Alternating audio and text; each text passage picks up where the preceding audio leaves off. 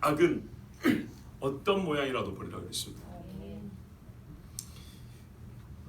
이 일을 사람이 할 수가 없는데 평강의 하나님께서 악은 어떤 모양이라도 버리는, 곧 반대로 표현하면 거룩함, 이것이 거룩함이죠. 이 22절까지 나오는 이 말씀, 가깝게는 16절부터 22절까지 이 말씀들, 이 명령들을 요약하면 거룩하라 이죠.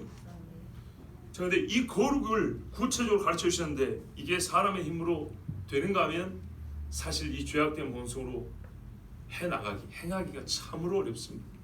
뿐만 아니라 적이 있어요. 이 거룩한 삶을 못 살게 하는 악한 영이 있어요. 이 악한 영이 늘 우리로 하여금 약하게 하는데, 약하게만 하는 것이 아니라 악하게 해요. 그러니까 선을 행할 힘이 없도록 그 힘을 떨어뜨리는 약함만 하는 게 아니라 안에서 동시에 악이 일어나게 해요. 그리고 끌어당긴단 말이죠. 자, 이러므로 우리가 그 일을 해나가기가 어렵죠. 그러니까 이 일을 해나간다는 것이 바로 싸움이라는 겁니다. 영적 전쟁. 영적 전쟁에서 누가 도와주셔야 될까요? 바로 하나님 도와주시죠. 하나님이지만 제가 오늘 일부러 이렇게 좀 구체적으로 표현할게요. 삼위일체 하나님 중에 누가 도와주셔야 될까요? 성령이죠. 예. 어떤 목사님이 큰 청년들 찬양 집회에서 이 땅의 부흥은 누가 주십니까? 그러니까 애들이 하나님 이래요 전부 다. 또는 입에부터 말로 우리의 주님은 누구이십니까? 이러면 주 예수 그리스도 이렇게 말하는 것처럼 그 다음에 외치는 말들은 정확하게 주 예수 그리스도라면 안 돼요. 여러분 보세요. 우리의 구원자는 누구십니까? 주 예수 그리스도 그랬죠. 자, 그 다음에 이 땅에 부흥의 바람을 누가 일으킵니까? 주 예수 그리스도 이러면 안 되는 거예요. 그렇죠. 성령이라 되죠. 이게 지식이 있는 사람이에요. 맞습니까? 예. 이 땅을 창조하고 다스리는 분이 누굽니까? 하면 또 주 예수 이러면 안 되는 거예요. 그렇죠. 여호와 하나님, 성부 하나님 이렇게 말해야 되죠. 그렇게 구별하여 말할 수 있어야 됩니다. 그러면 우리가 이 모든 악을 이기게 또한 우리를 주 예수 그리스도의 날까지 인도하시는 이제 가장 주체, 그분이 누구냐를 할 때 구체적으로 성령께서 역사를 해주시는데 이 모든 일 행하는 가장 뭐랄까요? 삼위일체 하나님의 신성의 1순위, 2순위, 3순위가 있다는 뜻은 아닙니다. 근데 우리가 이 삼위 하나님에게서 보면 이렇게 말하는데요. 성자는 성부에게서 나오시고 성부가 또 성령을 보내시고 이렇게 됐단 말이에요. 그래서 말하면 우리가 근원적인 존재를 말하면 성부 하나님, 여호와 하나님 이렇게 말하는 거예요. 그럼 그분이 어떤 속성을 갖고 계시냐?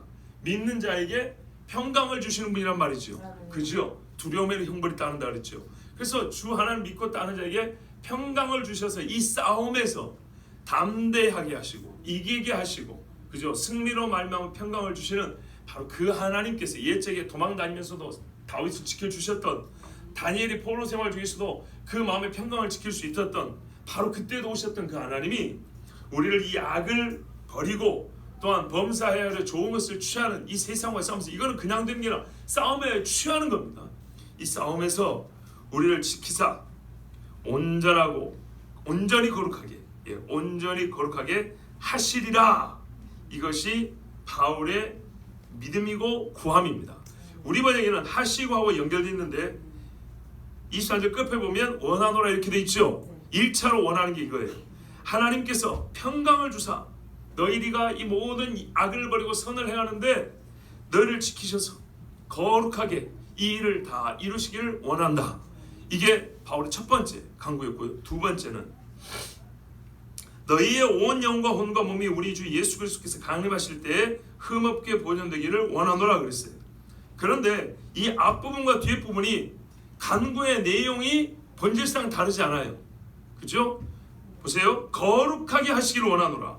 흠없게 보존되기를 원하노라. 실상 같은 말이죠. 언제까지요?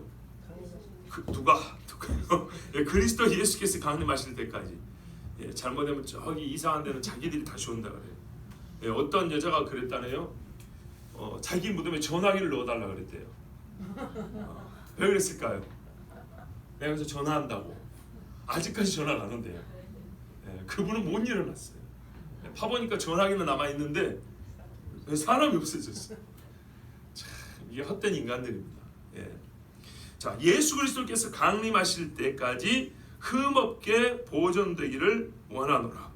자, 여기서 여러분 오늘 사실 이 말씀을 말할까요? 간단하게 요약 정리하고 우리가 가지는 이 거룩한 전쟁에 대하여 또는 우리가 어떻게 거룩함을 지켜나갈 수 있을 것이냐에 대하여 좀 구체적인 얘기, 어떤 분이 이렇게 하나님께 의지해서 거룩을 살게 되었단다, 거룩함으로 살게 되었단다, 뭐 이런 이야기하면 참 우리가 쉽기도 하고 가슴에 이렇게 뭉클뭉클하게 잘 들어올 수도 있는데, 오늘 제가 조금 어려운 이야기를 하려고 합니다. 이 말씀에 신학적으로 매우 중요한 주제, 논쟁을 야기하는 주제, 그래서 논제가 하나 있어요. 성경에서 이 논제를 지나치지 않은, 이 주제를 지나쳐가지 못하게 하는 말씀이 바로 이 구절이에요. 다른 구절도 상관이 있는데 이 구절이 가장 이 논쟁에 있어서 제일 앞자리에서는 근거 구절 내지는 이 싸움이 첨예하게 일어나는 구절이에요. 그래서 여기서 지나친다는 것은 말씀에 대한 부주의, 게으름, 불성실이기 때문에 가장 첨예하게 대립이 되는 구절에서 설교를 해야죠. 그래서 넘어가지 못합니다. 그리고 그 문제가 어떻게 해석되느냐에 따라서 다른 여러 신학적인, 즉 성경 해석에 관하여 영향을 미칩니다.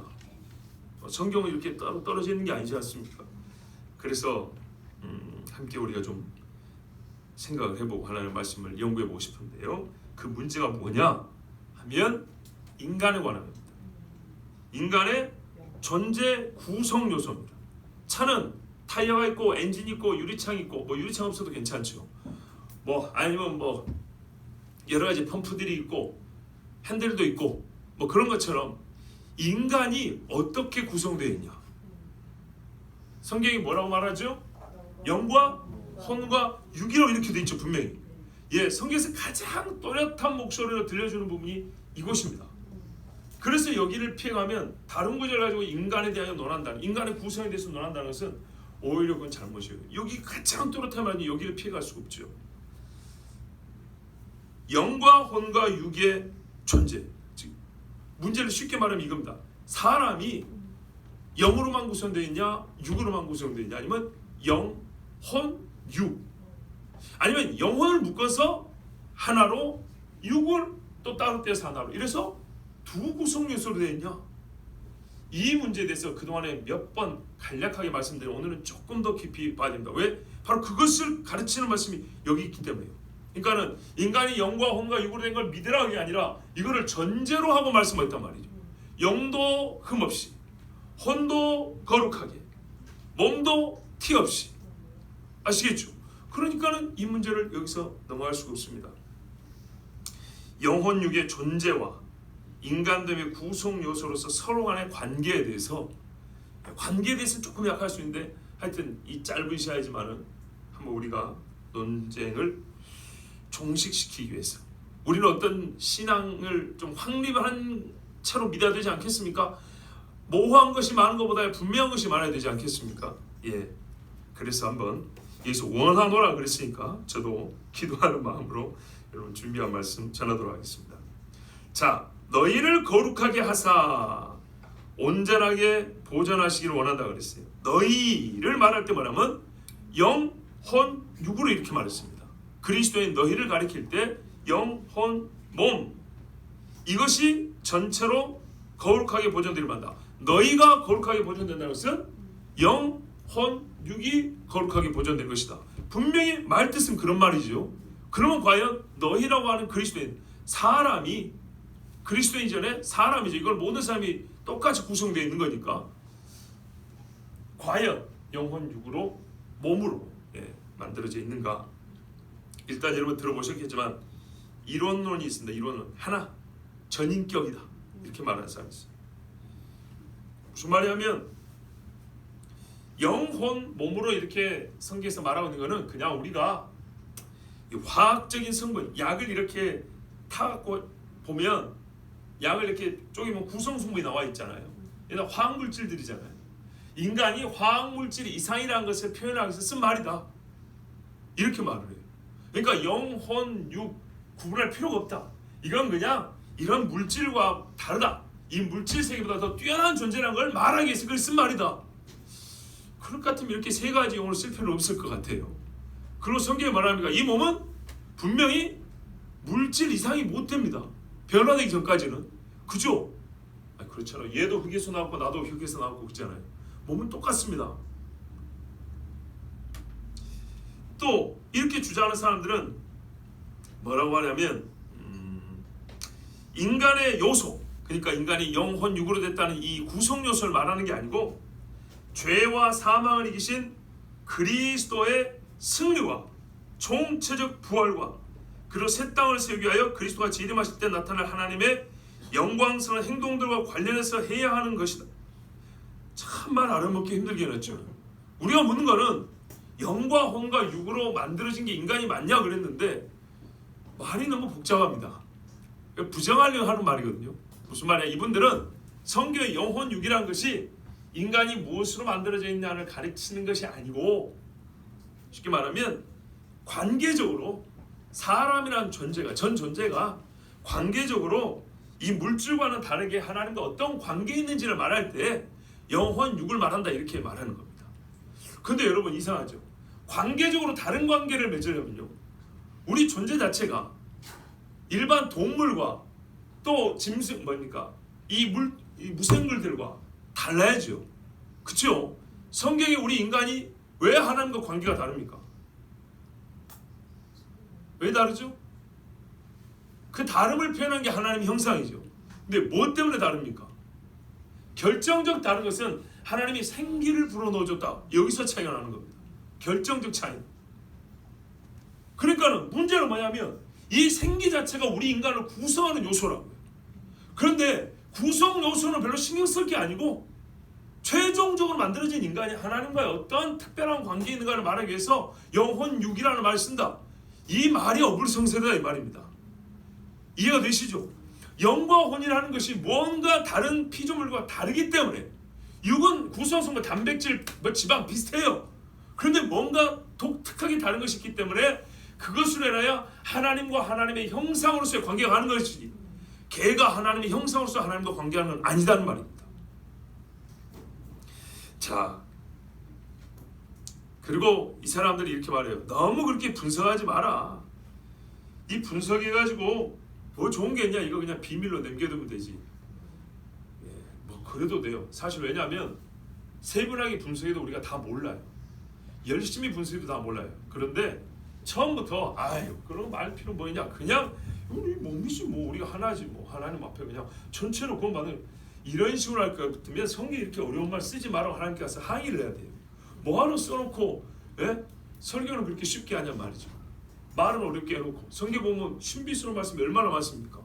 읽으라 들으라 깨달으라 해놓고 그 깨달으라 한 말씀도 설교자들이 그렇게 굳이 그렇게 막 복잡하게 할 필요가 없다고 하나님이 복잡하게 할 필요가 없으니까 써놨을까요? 아닙니다.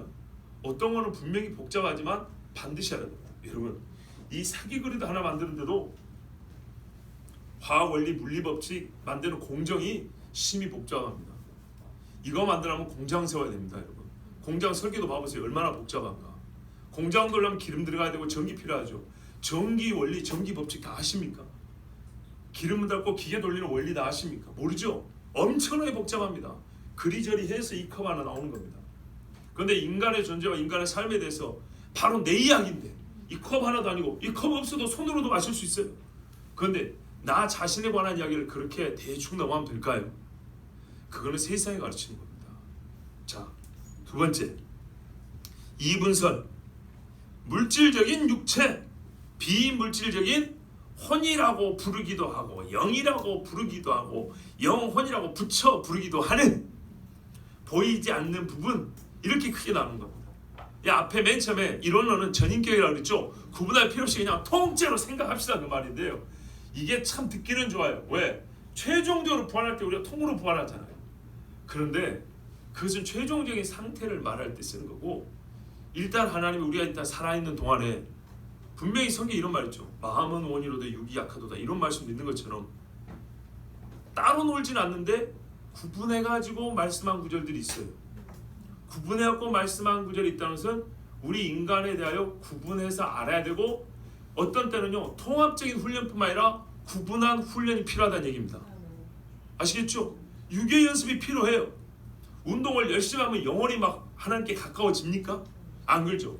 거꾸로 어떤 사람은 운동 열심히 해서 근육 키우다가 거기에 인생을 다 허비하고 하나님 만날 시간을 못 가는 사람도 있어요. 그렇죠. 근데 또 거꾸로 하나님 앞에 맨날 기도하고 그랬어요. 밥도 대충 먹고 움직이지 않고 그러면 어떻게 해죠? 1년 못 가서 관절에 다 나가버립니다. 못 걸어 다녀요. 맨날 그러면 1년은 좀 심한가? 그래 한 10년 할게요. 10년 못 가서 그렇게 됩니다. 그러니까는 우리는 이걸 완전히 하나로, 그러니까는 경계선 없이 하나로 함께하여 한 인간이지만은 우리 안에서 경계선을 그을 수는 없어요. 그러나 우리의 인식 안에서는 구별하여 이해할 수 있습니다. 구분이 맞습니다. 구분은 우리말로 하나인데 그 안에서 내부적으로 이렇게 경계를 짓는 겁니다. 구별은 종류가 다른 겁니다. 예를 들어서 은구술, 금구술, 동구술 있으면 구별은 은은 은대로, 금은 금대로 이렇게 따로 모으는 거예요. 구분은 소 한 마리 그려놓고 안심, 등심, 뭐 사골 이렇게 그림으로 이렇게 쪼개놨죠. 그걸 구분이라고 합니다. 우리말도 이래서 알아야 됩니다. 그러면은 3분설한 건 뭡니까? 2분설, 3분설. 우리 인간이 그렇게 등심, 안심 나누시 그럴 수는 없지만은 그렇게 눈에 보이는 선으로 나눌 수는 없지만 분명히 하나의 인간의 형상은 세 요소로 이루어져 있다. 그래서 한 인간이 된다. 라는 이제 그 이야기거든요. 자, 2분설은 뭐라고요? 그걸 두 개로 나눈 겁니다. 왜냐하면 대체로 이렇게 보는 겁니다. 이 사람들은 분명히 성경에 보니까 육체는 흙으로 돌아간다 하더라. 그리고 보이지 않는 이 부분은 하나님께 간다고 하더라. 그걸 어떤 데는 영으로도 했다가 어떤 데는 혼으로 했다가 어떤 데는 영혼을 붙여서 말하기도 하더라. 그러니까 영과 혼은 굳이 붙여 말할 필요가 없다. 이렇게 말하는 겁니다. 그럴듯하죠? 아닙니까? 그럴듯해요. 전도서 12장 7절에 흙은 여전히 땅으로 돌아오고 영은 그 주신 하나님께로 돌아가기 전에 기억하라 그랬어요. 자, 여기 영이죠. 그 다음에 마태복음 10장 28절에는 몸은 죽여도 영혼은 능히 죽이지 못하는. 근데 여기서 영혼은 원래대로 하면 혼입니다. 혼. 헬라어로 영은 푸뉴마라 그러고 혼은 푸시케라 하는데 여기 푸시케가 쓰여있습니다. 그래서 혼은 능히 죽이지 못하는 자들 두려워하지 말고 오직 몸과 혼을 능히 지옥에 멸하시는 자를 두려워하라. 자, 그러면 지옥에 뭐가 떨어져요? 몸도 떨어지고 혼도 떨어진다는 겁니다. 그런 면에서 복잡해져. 그럼 죽으면 무덤에 매장해놓은 몸이 사람 볼 때는 거기 있지만 무덤 만든 후에는 순간 땅이 꺼졌고 지구로 훅 들어가는 건가요? 그건 아니죠. 여기서 이제 조금씩 혼란들이 나와요. 봐보세요. 이 세계를 항상 같이 쓰는 게 아니고 이렇게 따로 쓰는 게 있어요. 앞에 영과 혼을 얘기할 때 있고 혼과 몸을 얘기할 때 있고 영과 몸을 얘기할 때가 있고 이럴 때는 이게 헷갈리는 거예요. 자, 좀 이따 또 정리가 되겠지만 헷갈리지 않도록 여기서 미리 말씀드립니다. 봐보세요 여러분. 사람은요 2번 심판을 받습니다. 2번 심판이라는 말을 쉽게 말하면 예수 안 믿고 죽으면 지금 지옥에 떨어집니다. 그죠? 그 다음에 나중에 우리 주께서 둘째 사마이라고 하죠. 불못에 던져 넣어버린다고 하죠. 그때는 부활한 몸입니다. 그렇죠? 통째로 몸체로 던져버리는 겁니다. 지금은 그러면 뭐가 떨어진다는 얘기죠? 마태복음에 따르면 혼이 떨어진다는 얘기입니다. 아시겠죠? 근데 분명히 뭐라 해서 전도서에는 사람은 죽으면 영이 간다 그러죠. 그러면 이제 종합해 보면 이렇게 말하는 거예요. 사람 몸에서 영과 혼이라고 하는 것이 아직 한 개인지 두 개인지는 잘 모르겠어요. 일단 분명히 성경에 하면 육은 이 땅에 묻히거나 뭐 사라져 없어져 버리지만 혼과 영이라는 것이 그렇죠. 지옥으로 가든지 주님품으로 가든지 하여튼 이 다음 보이지 않는 그 세계로 간다 이 말. 분명하죠? 문제는 이거죠. 영과 혼이 같은 거냐? 같은 걸 다르게 말하는 거냐? 아니면 알지 못하니까 대충 그냥 그렇게 말하는 것이냐? 근데 하나님이 성경에 그걸 알지 못하고 대충 말하진 않았겠죠. 자, 이분들이 이렇게 말해요. 두 개로 나눌 사람은 인간의 육체는 사후의 흙으로 돌아가 썩게 되나 영혼은 결코 죽거나 잠들지 아니하니. 이분들은 영혼을 쪼개지 않아요. 항상 붙여 말해요. 성경에는 나눠서 말하기도 하는데 이분들은 붙여 말하는 것만 배워서 붙여 말해요. 불멸적인 본질을 가지고 있기 때문에 그것을 주신 하나님께로 즉시 돌아간다. 의인의 영혼은 지극히 높은 천국에 들어가고 하나님의 얼굴을 배우며 그러나 사악한 자의 영혼은 지옥에 던져져. 이렇게 붙여서 말합니다. 성경은 육신으로부터 분리된 영혼이 갈 곳으로 이 두 장소에는 아무것도 인정하지 않고 있다. 이게 이제 사실 우리 정통 개혁교회 교리입니다. 웨스터민스터 신앙고백서 같은 데서도 이렇게 말을 합니다. 제가 알기로 모든 개혁교회 신앙고백에는 전부 다 이렇게 이분설입니다. 전인격설이라는 것은 옛날부터 있긴 했지만 최근 신학자들이 좋아하는 겁니다. 통일이라는 말을 좋아하는 시대이기 때문에. 어떤 면에서는 아주 예리하고 철저하게 할 말씀을 깨닫고 분석하고 깊이 연구하는 걸 별로 좋아하지 않는 세대이기 때문에 말들은 유려해요. 비유도 잘 쓸 줄 알고 상징도 잘 쓰고 문학적인 글쓰기는 옛날 세대보다 잘 써요. 그런데 문학성이 아니라 작문 능력이 아니라 말씀 그 자체를 또렷하게 우리에게 보여주는 그런 글재주는 옛날 사람들이 훨씬 좋아요. 이거는 이거고 저거는 저거다고 말하는 것이 요즘 시대 사람보다 옛날 사람이 훨씬 더 잘한다고. 자, 요즘에는 뭐 일이나 벌어져야 이익관계가 생길 때야 그러지요. 일상생활에서는요. 요즘에는 대충 그냥 이렇게 이게 이 시대의 특징 아닙니까? 자, 보세요. 제가 이 이분설에 약간 비판을 해보면 이분들이 예를 드는 성경 구절들은 주로 인간의 존재가 어떻게 구성되어 있는지를 말하는 것이 아니고 그것들이 처해지는 상태를 주로 예를 듭니다. 처해지는 상태. 근데 처해지는 상태가 있기 전에 처해지는 바로 그 무엇, 인간의 그 무엇, 그죠? 결국 사람은 사람인데 좀 더 구체적으로 사람의 어떤 부분이 어떻게 되느냐인데 어떻게 되느냐에 신경을 쓰지 어떤 부분이 인간의 어떤 것이에 우리는 지금 일단 집중을 해야 한다는 말입니다. 이게 명확하지 않으면 그 다음에 처해진 상태에 대해서도 불명하고 애매하게 지나갈 수밖에 없습니다. 창세기는 영과 혼의 결합으로서 네샤마, 생기를 말합니다. 잘 보세요. 창세기 2장 7절을 보면 하나님이 여호와 하나님이 흙으로 사람을 지으시고 분명히 보세요. 이게 중요합니다. 몸만 만들어놨죠. 몸만 만들어놨는데도 뭐라고 불렀어요? 사람이랬어요. 이게 또 전인격정을 주장하는 사람들이 하는 말이에요. 뭐라 하면 하나님 예수님이 무덤에 오셔도 사람을 부르지 몸아 일어나라 이렇게 안 한다는 거예요. 이것도 그 사람이고 천국에 있는 그 주의 품에 안긴 것도 사람이고 그래서 온전한 사람을 말한대요.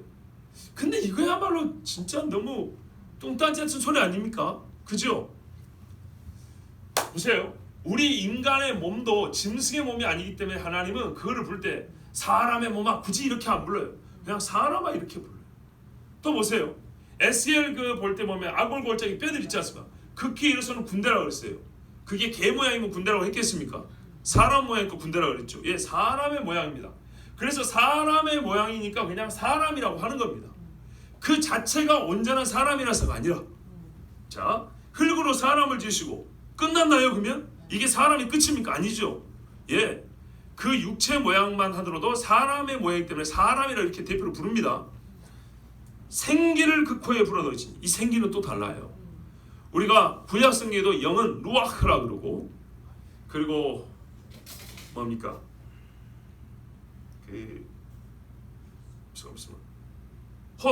혼은 네페시라 그럽니다. 루아흐, 네페시 이런데 여기서 생기는 달라요. 네샤마 그럽니다. 요거는 루아흐도 아니고 네페시도 아니에요. 다른 거예요. 근데 다른데 이게 들어가니까 어떻게 했어요? 사람이 살아있는 존재가 됐다 했어요. 그래서 완전한 사람이 됐대요. 그러면 이게 진짜 중요한 거예요. 왜 루아흐 하나님이 영을 불어넣으시니 이렇게 말하지 않고 네페시 하나님이 혼을 불어넣으시니 이렇게 하지 않았냐 이 말이죠. 네샤마라고 했어요.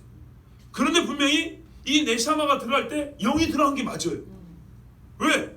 그래서 살아있는 사람이 됐다 그러잖아요.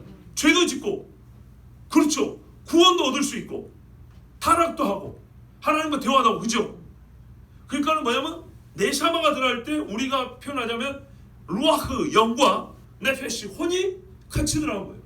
이 두 가지가 함께한 걸로 성경은 네샤마라는 또 다른 용어를 쓰면서 이거를 생기라고 번역을 했어요. 그러니까 사람을 완전히 살아있게 만드는 보이지 않는 이 속의 것 그것을 훅 불어넣었다는 거예요. 그랬더니 성경에서는 그 이후 존재를 인간을 말할 때 육체뿐만 아니라 바사르거든요. 육체뿐만 아니라 네페시적인 존재요. 루하가 있는 존재다. 이렇게 말했다고요. 근데 이 바사르라는 육체는 이미 하나님의 흙으로 만들어놨고 그 다음에 네페시와 루하가 영과 혼은 뭘로 들어왔냐? 성경에 보면 분명히 네샤마라고 부르는 생기로 들어왔다는 거예요. 자, 이 네샤마는 루하그 영도 아니고 네페시 혼도 아닙니다. 그런데 네샤마 들으니까 나중에 그 다음부터는 인간을 루하크도 있고 혼도 있고 즉 네페시도 있고 이렇게 표현하고 있으니까 이것이 바로 중요하다고 봅니다. 왜냐하면 처음에 하나님이 영을 넣으시니 이랬으면 인간은 그냥 영육 이랬을 겁니다. 혼을 넣으시니 그랬으면 혼육 이랬을 겁니다. 근데 하나님이 생기를 넣으시니 그 다음에 생기육 그랬을 건데 그 다음부터는 생기육으로 안 하고 영, 혼, 육 이렇게 부른단 말입니다. 그럼 구분하면 생기 안에 영과 혼이라는 것이 들어있다 이 말이죠. 맞습니까? 자, 이렇게 됩니다. 자, 이제 우리는 삼분설을 한번 들어보겠습니다. 사실 저는 삼분설을 지지합니다. 제가 신학교에서 배운 거는 전인격설입니다. 그런데 솔직히 말해서 전인격설이 이 이론들 중에서 제일 추상적입니다. 예, 성경 주해가 제일 약합니다. 이건 너무 쉽거든요. 그냥 아까 말한 것처럼 우리 인간 전 존재가 이 피조물과 다른 것을 가리키는 고유한 특별한 용어다 이렇게 보면 끝나는 거예요. 하나님 안에서 관계성을 말하기 위해서 쓰는 말이에요. 근데 그 관계성이 이 용어 영이라는 용어를 쓰고 혼이라는 용어를 쓰고 몸이라는 용어를 쓸 때 어떻게 그 관계성이 특별한지 이 설명이 있어야죠. 그리고 이 용어들 때문에 특별한 이 용어는 분명히 어떤 구성 요소를 말하는 거기 때문에 인간에게 영이 어떻기 때문에 하나님과 관계가 특별하고 혼이 어떻기 때문에 하나님과 특별하고 이렇게 되어 있죠. 근데 이런 게 약해요. 듣기는 제일 좋은데 전인격설이 제일 성경 근거가 약하고요. 아까 웨스터민스터 신앙고백 같은 이분설이 우리 개혁교회 형님들의 가르침인데 그 가르침만 있었던 게 아니고 사실은 거의 둘이 이렇게 대등하게 나눠 있었어요. 그런데 저는 이 대등하게 나눈 것 중에 성경 그대로 3분, 이론이니까 설을 붙이면 3분설을 따릅니다. 왜냐하면 보다시피 이렇게 제일 헷갈릴 때는요, 어떤 의미에서는 그 중에서 제일 받아들이기 어려운 거를 받아들이는 게 제일 안전해요. 그리고 눈에 보이는 대로 잘 모르니까, 그죠? 결국 잘 모르잖아요. 잘 모를 때는 성경에서 가장 또렷한 것을 먼저 받는 거예요. 무슨 말이에요? 성경에서 제일 1의 원칙이 뭐냐면 분명한 것으로부터 모호한 것이에요. 아시겠죠? 확실한 것이 있는데 꼭 애매한 것만 붙들어요. 애매한 것들을 붙들어가지고 여기서 애매한 그 애매성을 가지고 확실한 것도 그래서 애매해 이렇게 말하는 바보 같은 거예요. 확실하고 분명하게 인지 가능하고 깨달을 수 있는 말씀을 먼저 붙드는 거예요. 그러고 나서 애매한 것들을 비춰보면 그 애매함이 좀이라도 적어져요. 근데 애매한 것을 붙들고 애매하고 또 애매하네 이런 다음에 확실한 거 보면 확실한 것도 애매해지는 거예요. 맞습니까? 마귀 새끼가 그랬잖아요. 하나님이 정령 이 선악과 이 가운데 다 먹지 마. 선악과 아니지. 이 동산에 있는 모든 나무의 열매를 먹지 말라고 하더냐. 이런 식으로 물어본다고요. 예, 의심의 질문이죠. 분명한 것부터 말하면 되는 거예요. 분명한 것부터. 자, 성경에서 봐보세요. 영은 히브리어로 루아크라 그러고 헬라어로 푸뉴마라 그럽니다. 그 다음에 혼은 히브리어로 네페시라 그러고 헬라어로는 푸시케라 그럽니다. 이것만 다 이해하지 못해도 이렇게 구분된 용어가 있다는 걸 지금 말씀드리는 거예요. 그 다음에 몸은 히브리어로 바사르라 그러고 헬라어로 소마라 그럽니다. 소마, 이 고기 덩어리, 이 영과 혼과 몸 할 때 소마라 한다. 그리고 타락한 육체를 말 때는 사르스라고 말합니다. 예, 내가 육신의 정욕을 따라 이럴 때 있죠. 이럴 때는 이 변질된 썩은 고기를 말할 때는 사르스라고 합니다. 근데 하여튼 보시면 세 단어가 영, 혼, 육을 가리키는 명백한 세 단어가 있습니다. 히브리어도 있고 헬라어도 있습니다. 사람들은 헬라어를 얘기하면 어떤 사람들은 야 이거 플라톤 배웠네. 예, 헬라 철학자들 배웠네. 왜냐하면 헬라 철학자들이 혼 이야기를 많이 하거든요. 그래서 이게 철학자들 배운 거다. 그런데 그것이 아니고 히브리어가 즉 히브리 유대인의 사고 안에 그들의 생각을 나타내는 언어 안에 혼을 가리키는 말이 있어요. 자, 그럼 이 말을 어디다 썼을까요? 그 말은 실제를 가리킬 때 쓰는 말입니다. 저것이 혼이라고 말할 때 쓰는 말입니다. 그죠? 군대라는 말은 실제로 군인이 모였을 때 가리켜 저런 걸 보고 군대라 그래 이렇게 쓰는 말입니다. 맞습니까? 히브리어로 네페시라는 말은 인간의 어떤 부분을 가리킬 때 쓰는 말이 확실합니다. 그리고 그거를 신약 성경은 그대로 받아들이거나 번역할 때 헬라어인 뭘 썼다고요? 푸시케를 쓴 것이지 철학을 배웠고 신약 성경에서 창작한 게 아닙니다. 그러면 이게 철학책이지 이게 성경입니까? 그게 아닙니다. 영과 혼은 같은 것을 다르게 말하는 것이 아닙니다. 혼은 그 무엇이냐? 우리가요 지성, 이성, 생각하는 능력 이렇게 혼을 생각하거든요. 미안하지만 이거 결론적으로 말하면 틀렸습니다. 그건 혼의 일부분입니다. 혼이 가지고 있는 능력의 발현, 혼이 작동을 하면요 사람이 생각을 할 줄 알아요. 혼이 움직이면요 사람이 의지를 가질 줄 알아요. 아시겠어요? 그것이 혼의 역사를 보고 우리가 그 역사하는 모양체를 말하는 것이지 혼 자체를 말하는 게 아니에요. 혼은 어떤 분이 이렇게 말해요. 사람의 물리적인 몸 안에서 우리 보이는 이 몸 있죠? 몸 안에서 몸의 형태로 존재하는 것 그랬어요. 몸의 형체로 존재하면서 영과 몸을 중간에서 매개하는 역할을 한다 그랬어요. 제가 보기엔 이게 제일 그래도 가까운 근사한 답인 것 같아요. 여기서 말하자면 내적인 존재를 의미하는 것으로 감정을 느끼고 환경에 반하는 우리의 존재의 영역을 말합니다 하고 피터 러크만이라는 이 박사가 말을 했는데, 보세요. 이분이 말은 이런 거거든요. 내적인 존재다. 그리고 느끼고 생각하고 의지를 갖는 그 부분이 맞다. 그런데 그렇게만 보면 안 되고 이게 독특한 능력이 있는 것인데 이 몸과 영을 연결하는 능력이 있는 또 다른 별개의 구성물입니다. 예. 그러면서 말하면 이거는 모양이 있다. 어떤 모양은 우리 인간의 겉모습을 비슷하게 가지고 있다. 보이지 않는데 예를 이거죠. 보이지 않는 혼을 밖으로 끄집어내면 어떻게 해요? 내 모습이 그대로 보인다는 거예요. 요런 이야기로 해서 혼을 설명한 사람 한 명도 없었어요. 근데 제가 보기에 이게 가장 맞아요. 왜? 우리가 가끔 이렇게 말하거든요. 세상 사람들은 영이 없다고 해요. 왜냐? 잘 보세요. 영이 없다고 말하는 사람은 주로 심리학자나 정신의학자들입니다. 그들은 뇌가 인간 존재의 궁극이라고 말해요. 그렇죠? 뇌. 어떻게 해요? 실수하거나 뇌 충격을 받은 사람은 언어도 상실하고 옛날에 가지고 있던 어떤 감정도 달라지고, 이게 감정선이 좀 달라지죠. 그리고 생각하는 능력도 확 떨어지고 기억력도 감소하고 오해도 잘하고 이해력도 떨어지고, 그렇죠? 그래서 사람은 이 보이는 부분으로 육하고 보이지 않는 정신세계 요 정도까지, 이 정신세계를 조금 더 종교적 용어로 말하면 혼 이렇게 하고 끝내버립니다. 그럼 어떻게 되죠? 귀신이라든지 천사라든지 하나님 절대 인정할 수가 없죠. 그런데 또 우리가 인정하지 않을 수 없는 건 뭐냐면 실제로 뇌가 다치면 문제가 생긴다는 겁니다.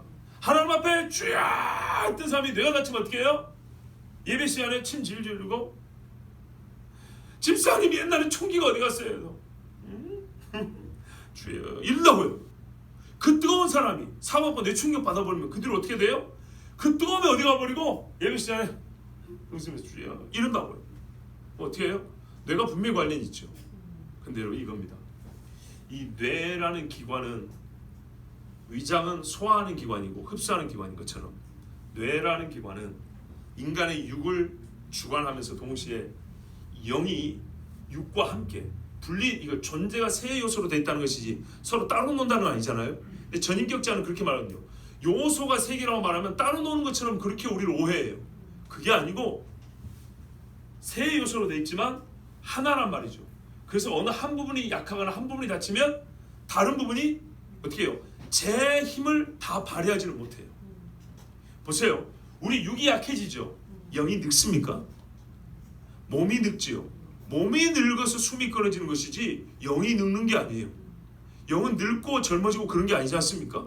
자, 그렇다면 이 혼이라는 것은 궁극적으로 변하지 않는 처음부터 끝까지 동일한 영과 가장 변화율이 심한 육의 매개의 역할을 하는 것이면서 동시에 우리 흔히 말하는 나의 자아를 형성하는 그런 부분입니다.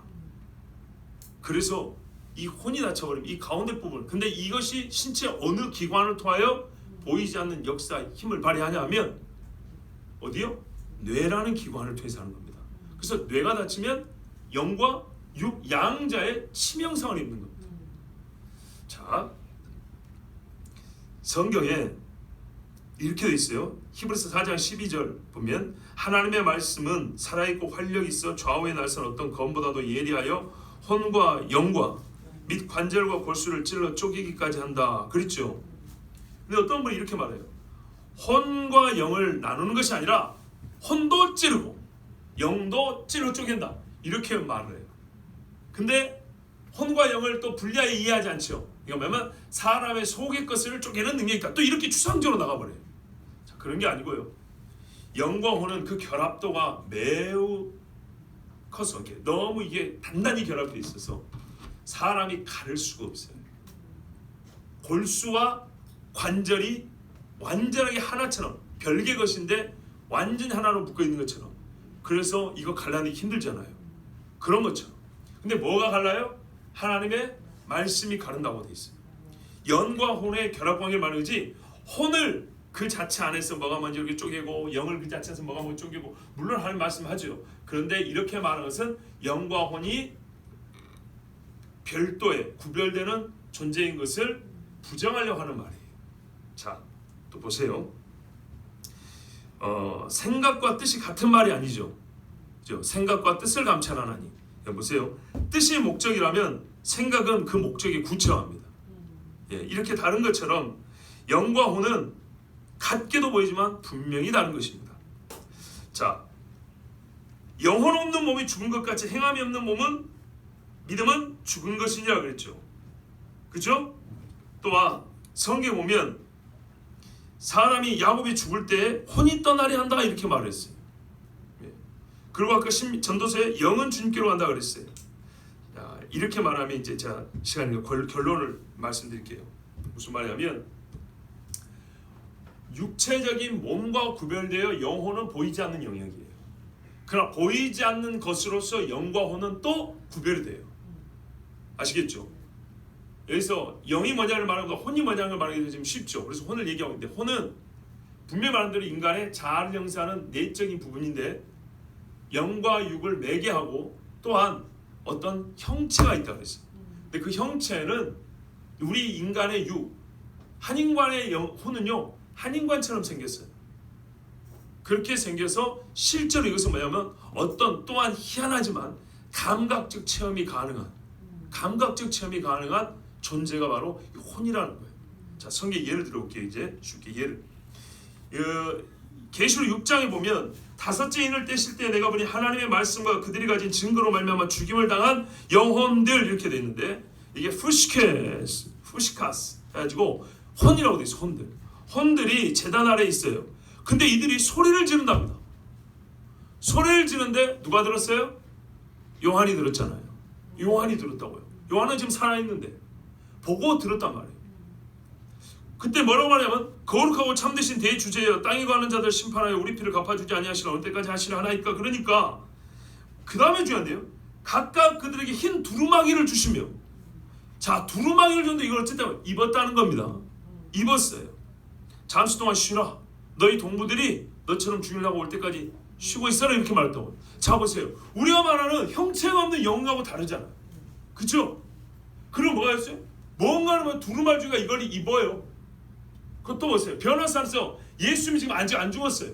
또 누굽니까? 모세는 죽었어요. 엘리야는 죽지 않고 승천했어요. 근데 세 분의 모양이 어떻게 해요? 똑같이 돼 있었다 그랬어요. 물론 이건 궁극적으로 부활할 때 얘기할 수도 있지만은 일단 이 세 몸이 분명히 다른데 이 중에 하나가 뭐냐면 모세 부분이에요. 모세는 죽었기 때문에 그 육이 없는데도 불구하고 육의 형체를, 그 모양을 그대로 갖고 있다는 얘기예요. 대화를 하고 있어요. 자, 여러분, 또 성경에 보면 부자와 나사로 아시죠? 부자가 뭐라고 말했습니까? 부자가 아니 그게 아니고 물 한 방울 달라 했잖아요. 뭐냐면 물 한 방울 적시하다가 내 혀를 서늘하게 해소서. 영이 혀가 있습니까? 영을 말할 것 같으면 이게 머리 부분이건 발 부분이건 무슨 차이가 있을까요? 그런데 분명히 인간의 형체를 그대로 가지고 있고 알아보고 형체를 가지고 있고 그 형체에 따른 감각의 요소가 다르고 그 기능의 구분을 말하고 있다는 겁니다. 아시겠죠? 또 하나는 아브라함이 거지 나사로를 안고 있다고 했습니다.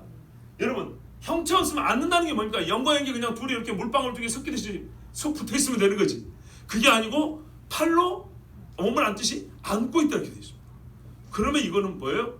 우리만 쉐이비 혹은 피규어 뭐 이렇게 형체가 있다는 얘기입니다. 뭐가 있다는 거예요.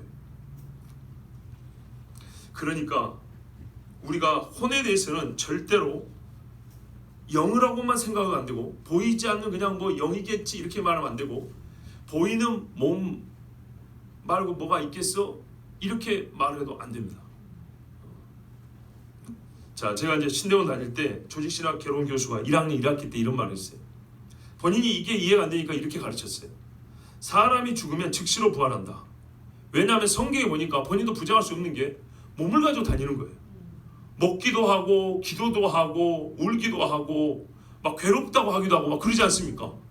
근데 이게 우리가 분명히 말하지만 신학교 독일에서 박사학위 받은 교수인데 이 똑똑한 사람을 보기에 영을 가지고 이렇게 묘사할 수 없어요. 아시겠죠? 영을 가지고 어떤 육체성에 기인하는 행위들을 표현할 수는 없다고요. 근데 분명히 성경에는 육체적인 표현이란 말이에요. 몸적인 표현하고 몸적인 표현. 그렇기 때문에 이분은 어떻게 해요? 혼을 인정하지 않은 분이기 때문에 혼적인 존재를 모르기 때문에 뭐라고 말했냐? 우리는 죽으면 즉시로 부활한다 이렇게 말했어요. 그러면 성경은 어떻게 되죠? 이분의 말 따르면 부활 두 번 있죠. 죽은 즉시로 부활하고 그 다음에요 예수 못해 부활하죠. 근데 이게 얼마나 말이 안 되는 소리 봐보세요. 여러분 죽으면은 죽는 사람은 즉시로 어디 갑니까? 주님 품으로 가죠. 그러면 주님 품으로 갔을 때 거기서 과일도 먹고 즐겁게 놀아면 육이 있어야 하는 게 부활한다 그랬지 않습니까? 그죠? 내가 지금 공동에 지금 묻어놓은 이 몸은 뭐예요 그러면? 몸이 부활한 게 아니라 그분교를 했다는 몸이 두 개인 거죠. 그렇죠? 부활은 죽은 이 몸이 일어난 걸 부활이라고 하는 겁니다. 근데 그분은 죽은 후에 우리의 복락의 상태를 설명할 방법이 없고 그게 분명히 뭐 움직이고 있으니까 그걸 표현하기 위해서 그냥 부활한다 이렇게 말하면 돼. 몸이 다시 생긴다는 거예요. 그럼 여기 있는 몸은 뭐예요 도대체? 이렇게 어려운 이야기를 하는 겁니다. 근데 신학생들이 어떻게 해요? 그전에는 전부 다 어떻게 해요? 몸은 여기 쓰고 있지만 영혼은 주님께로 올라왔어 이렇게 하는데 교수가 그렇게 신선한 이야기를 하니까 신선한 바람이 불어가지고 그 신선한 바람 맞고 전부 다 썩어져 갔더라고요. 결론을 말하면 이런 겁니다. 영과 혼이 같이 가는 겁니다. 내에서는 영과 혼이 같이 가는 겁니다. 그래서 그의 존재 본질인 영이 있고요.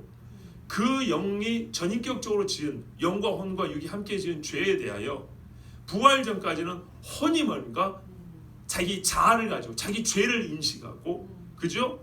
그 복이 됐던 형벌의 고통이 됐던 그거를 감각적으로 느끼면서 주님이 심판할 때까지 사는 겁니다. 그리고 마지막 심판 때는 몸이 결합하여 영원히 가는 겁니다. 그렇기 때문에 혼이 불못에 들어가기도 하고 육이 불못에 들어가기도 한다는 말이 맞는 것입니다. 너희 혼과 몸을 다 지옥에 왜? 근데 이것들은 땅 안에 있기 때문에 지옥이라고 말합니다. 몇 가지 또 비판적인 것들이 있어요. 이렇게 3분 이야기하면 어떤 사람은 혼이라는 거는 그냥 개개인의 생명을 의미할 뿐이다. 숨! 이렇게만 말하는 분들이 있어요. 아까 말했지만 누가복음 16장 24절의 부자의 말은 그것을 부정합니다. 아니라고 말합니다. 여러분 보세요.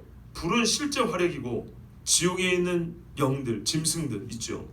이것들도 실제인데 물리적 영향을 전혀 받지 않는 영이 지옥에 있다면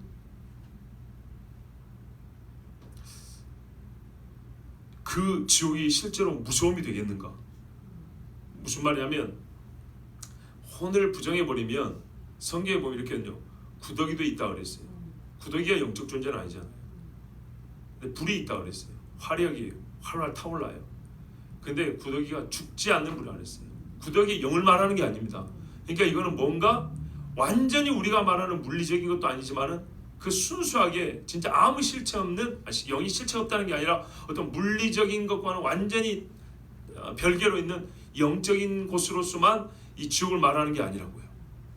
아시겠죠? 근데 거기에 인간만 영으로 있다. 그러면 과연 그 지옥의 고통이 실제 고통과 두려움이 될 수 있겠습니까? 아니라는 거죠. 뭔가 감각적 차원이 있어야 된다는 거죠. 성경에서 사람의 영과 혼과 육을 구분한 것들은 전인의 특징을 묘사하기 위한 것이라고 아까 말했죠. 피조물과 다르다는 것을 말하려고 한 것이다 그랬는데, 이 사람들은 뭐라면요, 삼분설이 전인격적인 존재로서 인간을 부정하는 것처럼 얘기해요. 사람이 영과 혼과 육으로 되어 있다면 그럼 육은 범죄하고 영은 죄를 안 짓고 그렇다는 말이야? 꼭 이렇게 말한다고요. 그게 아니라니까요. 존재가 이렇게 됐다는 것이지 언제 이게 따로 논다 그랬습니까? 그렇죠? 자기들의 용어가 전인격설이니까, 이론설이니까 자기들만 사람의 전 존재가 죄를 짓고 전 존재가 의로워지며 이렇게 말하는 줄 아는데, 우리는 전 존재로서 인간이 내부적으로 어떻게 되어 있냐 이걸 얘기하는 겁니다. 이해되시죠? 만약에 이분들 말대로 하면 어떻게 되냐? 삼분설을 말하기 때문에 우리가 영과 혼이 별개고 육과 몸이 전혀 의와 죄에 있어서 따로 반대 방향으로 갈 수 있다, 이렇게 우리는 그런 말 안 합니다. 근데 그분들이 그렇게 주장해요. 그러면 자기들 말대로 하면 어떤 패당이 나오냐? 삼위일체 하나님은 뭐예요? 성부가 성자와 원수지가 아닙니까? 성령은 성자하고 따로 역사합니까? 성자는 성부를 항상 거슬렀습니까? 아니죠. 이분들이 이렇게 말해요. 삼분설은 영과 혼과 육을 서로 충돌시킨다 이렇게 말해요. 뭘 충돌을 시켜요? 아니라니까요. 예. 영이 하나님 앞에 거듭났으니까 어떻게 해요? 생각이 달라지고 몸의 경건을 훈련하는 거 아닙니까? 언제 우리가 분리시켰어요? 근데 그분들은 하지도 않은 이야기라고 꼭 그렇게 분리시킨다고요. 이게 왜 그러냐면 삼분설적인 주장을 철학자들이 하기 때문에요. 근데 철학자들은 삼분설을 말하면 이렇게 따로 놀려요.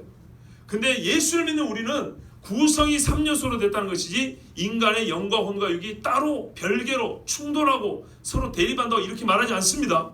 분명히 그러지 않습니다. 만약에 그러면 어떻게 되냐? 삼위일체 하나님도 서로 충돌하고 싸운다고 말할 수 있게 돼요. 그렇지 않습니다. 또요,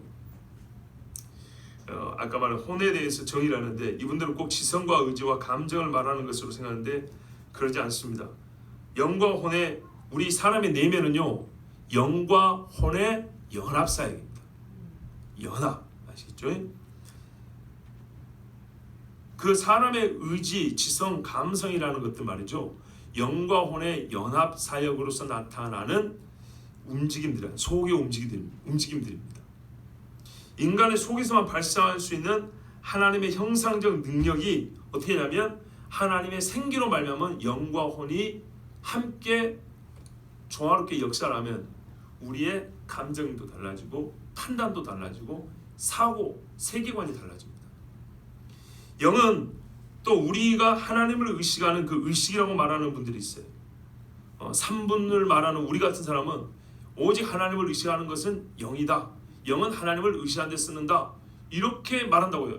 저는 그렇게 말하지 않습니다. 무슨 말이냐면, 저는 삼분설을 성경대로 가르치는데 옛날부터 내려오는 삼분설주의자들의 삼분설을 가르치는 게 아니고, 저는 제가 성경에서 이해하고 또한 연구한 토대로 해서 여러분에게 예적부터 비판받아온 삼분설이 아닌 우리가 그냥 있는 대로 보고 듣고 깨닫는 바의 삼분설을 가르치는 겁니다. 여러분에게. 아시겠죠? 옛날 삼분선주의자들은 마치 이 세 가지가 따로 노는 것처럼 그렇게도 말을 했어요. 여기에 헬라 철학적 요소가 좀 들어왔기 때문에. 근데 나는 그 철학적 요소를 빼고 가르친다 이런 말입니다. 저는 그분들이 말하는 거, 영은 하나님을 의식하는 것이다, 저는 그렇게만 삼분설로서 영을 이해하지 않습니다. 그러면 이렇게 말하면 어떻게 되냐? 그리스도를 알지 못하는 자들은 영이 없거나 죽은 상태가 됩니다. 그래서 죽은 상태라는 것은 그리스도를 알지 못하는 상태를 우리가 죽은 거라고 말하는데, 그것이 아니고 영의 기능이 없는 것, 이렇게 되어버립니다. 왜? 영은 하나님을 의식하는 것, 이렇게 했습니다. 하나님을 의식하는 능력이 영, 이렇게 해버리는데, 그럼 하나님을 의식하지 못하는 사람들은요, 영이 없다, 영이 죽었다, 이렇게 말하는 겁니다. 영이 죽었다는 것은 영적 활동을 하는데 하나님만 모른다는 뜻이 아니라 영 자체가 그 사람들에게는 기능이 우리 손이 말라고 죽어버린 것처럼 죽어버렸다 이렇게 말하는 겁니다. 그게 이제 옛적의 산문설주의자들이 한 말인 모양이에요. 그래서 비판하는 거예요. 그럼 없던 영이 생기는 거 아니에요? 예수를 믿으면? 그렇게 되는 게 아니라는 거죠.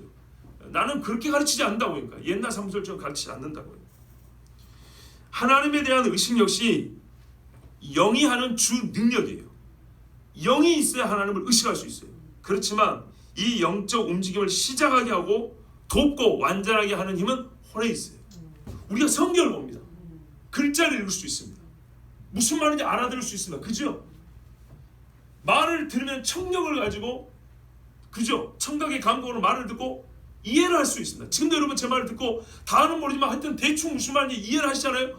이거는 혼적인 작용입니다. 이거는 불신자들도 다 이해합니다. 이해하기 때문에 마음에 안 드니까 소리 지르고 죽이자고 하는 거 아닙니까? 이것이 영이 하나님을 만날 수 있는 작동을 일으키는 스타트 버튼이 되기도 한다 이 말입니다. 또 성경 보면 영, 혼, 몸이 나란히 놓여있는 구절들은 인간 본성의 완전성과 충만함을 묘사하기 위해 이런 용어를 쓴다. 아까 그랬죠. 제가 이상한 거예요. 인간 본성의 완전성을 왜 이런 용어들로 가리키고 묘사해야 되죠? 다른 용어들은 안 됩니까? 왜 인간이 뭔가를 말할 때는 왜 항상 영혼, 몸, 영혼, 육을 말하냐 말이죠. 다른 것들은 주로 인간이 하는 일의 특징을 묘사할 때 하는 말들입니다. 혹은 이 혼의 능력으로 말하면 하는 것들, 뭐 지혜롭다, 어리석다, 악하다 이런 건데요. 이건 존재 자체가 아니라 존재가 행하는 일의 성격을 얘기하는 거죠. 일의 종류를 말하는 것이고. 자, 제가 다시 말씀드리는데 성경은 왜 그 어떤 다른 상태와 내적 역사의 국면들을 묘사하기 위함이 아닌 존재적 차원을 말할 때 영혼, 육이라는 세 가지만 가지고 인간을 설명하냐 이 말입니다. 분명히 그것이 인간만의 고유한 존재 요소이기 때문입니다. 영혼, 육은 한 인간을 특정한 관점에서 이쪽에서 보면 육이 보이고 저쪽에서 보면 혼이 보이고 뭐 이런 여러 가지 다양한 빛깔을 말하는 것이 아니고 분명히 존재의 구성 요소를 말하는 것입니다. 다이아몬드는요, 보는 각도에 따라서 빛깔은 다르지만 다이아몬드 안에 있는 한 다이아몬드 안에는 탄소의 함량이 각도를 이렇게 본다 해서 작아지거나 이렇게 본다 해서 많아지거나 적거나 많아지거나 그러지 않죠. 빛깔만 달랐을 뿐이지. 인간을 이쪽에서 보는 것을 혼이라고 말하고 저쪽에서 보는 것을 육이라고 말하고 이게 아닙니다. 영혼, 육이 그대로 있고 이것이 어떻게 역사하느냐에 따라서 빛깔이 달라지는 것이죠. 우리는 지금 존재 구성 요소 그것을 얘기하고 있는 것이지 그것이 하는 일을 가지고 지금 말하는 것이 아닙니다. 자, 여러분 그래, 여기까지 해야 될 것 같습니다. 결론적으로 말하면 주께서 나타나실 때 5장 23절은 우리 인간의 이 세 가지 구성 요소 다 모두 다 영이 하나님 앞에 어떻게 나타날 거냐, 혼이 주님 앞에 어떤 상태로 발견될 것이냐, 육은 주님 앞에 어떤 모습으로 드러날 것이냐, 이 세 가지가 다 하나로서 주님 앞에 거룩하고 흠없게 보존되기를 그렇게 나타나기를 내가 원한다고 바울이 그렇게 말하고 있습니다. 너희를 부르시는 이는 미쁘시니 그가 또한 이루시리라. 여기서 보면 우리의 구원의 과정을 말했죠. 부르시죠. 주님이 부르시고 마지막에 이루시는데 여기 이루심이 그러니까 23절입니다. 요 23절이 우리를 처음 부르셔서 우리의 영과 혼과 육을 완전히 변화시키신 그 하나님이 이 변화된 상태로 끝까지 보존을 하셔서 미쁘시지 않아요. 믿을만하다니 이거 한자편은 신실하다 그런 말이에요. 신실하신 하나님이 부르셔서 우리를 변화시킨 새로운 피조물이 되게 하지 않으셨습니까? 그 새롭게 된 것을 가지고 어떻게 해요? 주님 앞에 주님이 강림하실 때까지 우리를 보존하실 것인데 나는 이거를 구하면서 어떤다고 또 이루시라는 것을 내가 확신한다. 이렇게 말을 하고 있습니다. 자, 여러분 이것이 오늘 본문에 대한 이 종의 부족한 부분이 있지만은 말씀을 여러분에게 그 내용을 전한 것입니다. 이제 이 내용을 가지고 우리가 생각할 것은 나를 바라보는 눈이 이 세상에 가르치는 화학적 환원주의 또는 육체성 혹은 심리적 혹은 이 정신적인 수준이 아니라 그런다고 또 너무 우리는 신앙과 종교적 차원에서만 있어가지고 영영 이럴 것이 아니라 영혼 육으로서 완전히 하나 된 인간으로서 주님 앞에 서 있음을 즉 하나님 앞에서 우리가 새롭게 된 피조물이라는 것을 그냥 영적으로 의롭다함을 받은 칭함만 받은 것이 아니라 우리 인간을 구속하는 진짜 살아 역사의 하나님의 형상으로 존재하며 살게 하는 그런 존재로 만드실 때 우리를 영과 혼과 육으로 만드셨는데 이 세 구성 요소가 완전히 하나 된 온전한 사람으로서 주님 앞에 세워져야 한다는 것을. 그리고 그것을 위해서 우리 주님이 죽으셨다는 것을. 즉 영혼만 쏙 빼갖고 간 게 아니고, 그렇죠? 우리의 영혼 육 전체를 주 예수께서 구원하셨다는 것을 믿으셔야 합니다. 만약에 영만 필요했다면 예수가 육을 가지고 죽지 않으십니다. 만약에 혼이 없다면 예수님은요 배우고 그가 지혜가 자랐다는 말을 적용할 수가 없습니다. 분명히 주님은 자라왔다고 했습니다. 그리고 주님 어떻게 했죠? 의지와 감정을 가지고 영은 분명히 신성의 영이라고 로마서에 말합니다. 하나님의 영인데도 분명히 뭐라고 했어요? 이 자를 내게서 옮기시옵소서라는 어떤 의지가 발동이 됐어요. 그런 기도를 할 의지. 그리고 그 의지가 어떻게 하나님과 기도 가운데 변했어요. 표현하는 게 혼적인 변화 아니겠습니까? 영과 혼과 육이 있어요. 예수는 분명히 어떻게 해요? 찔려 죽으셨어요. 그런데 보이는 부분으로서 육은 이 땅에 되지만 보이지 않는 부분으로서 영과 혼은 인간의 보이지 않는 내적인 부분을 구성하는 연합된 두 구성 요소란 말입니다. 그래서 이게 상당히 그러니까 육과 관계도 있지만 이 두 가지가 표현하자면 뭐랄까 뗄 수 없는 관계예요. 육은 분리가 가능하지만 영과 육은 분리가 불가능해요. 그래서 항상 영혼 이렇게 말하기도 하고 혼을 말하기도 하고 육을 말하기도 하는 거예요. 여러분 삼위일체 하나님 우리가 배웠죠, 그죠? 그렇게 말하면 어떻게 되죠? 어떤 부분에서 하나님 구약의 성부 하나님만 얘기해도 틀린 것도 아니죠. 예수를 말한다고 틀린 건 아니죠. 아까 말한 거예요. 부활 누가 주십니까? 예수 그리스도에도 완전 틀린 말은 아니에요. 무슨 말 이해되시죠?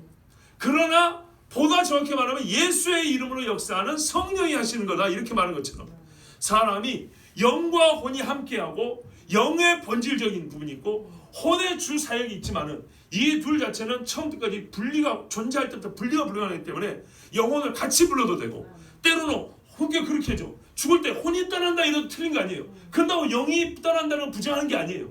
영이 그 몸을 벗어났다 한다고 해서 혼이 그 몸에 지금 붙어있다고 말하는 것도 아니에요. 아시죠? 영을 말하면 혼이 따라가게 돼 있고 혼을 말하는 데는 영이 있는 거예요. 그래서 사람의 이 전 존재는 영혼 육으로 성경이 그렇게 되어 있다고 말씀하기 때문에 또한 성경 안에서 영과 혼을 항상 붙여 말하기도 하지만 때로 분리하여 말하는 서로가 별개로 이렇게 분리하여 육을 빼고 영혼 두 가지를 얘기할 때도 분리하여 말하는 부분이 분명히 있으므로 우리는 성경이 가르쳐준 대로 영혼 육으로 몸으로 이루어진 인간을 믿습니다. 아멘. 그리고 성령께서 역사하시면 이 세 가지 요소를 다 변화시켜 새롭게 하셔서 진짜 그야말로 전인격적으로 전체로서의 사람을 하나님의 사람으로 하나님의 형상으로 온전하게 하시고 아멘. 주께서 창조하실 때부터 정하신 주의 모든 것이 보시기에 좋았다 하신 그 좋았다 하는 일을 변하는 이 몸으로 행하게 하십니다. 아멘. 이제 우리가 생각할 것은 주님 어찌까지 이 몸이 보존되기를 구하면서 그냥 보존되는 것에 냉장고에 넣는 게 아니잖아요.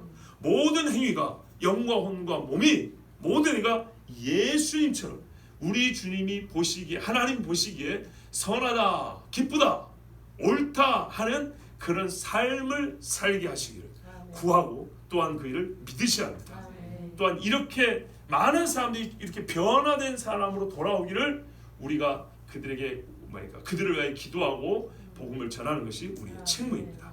기도하겠습니다.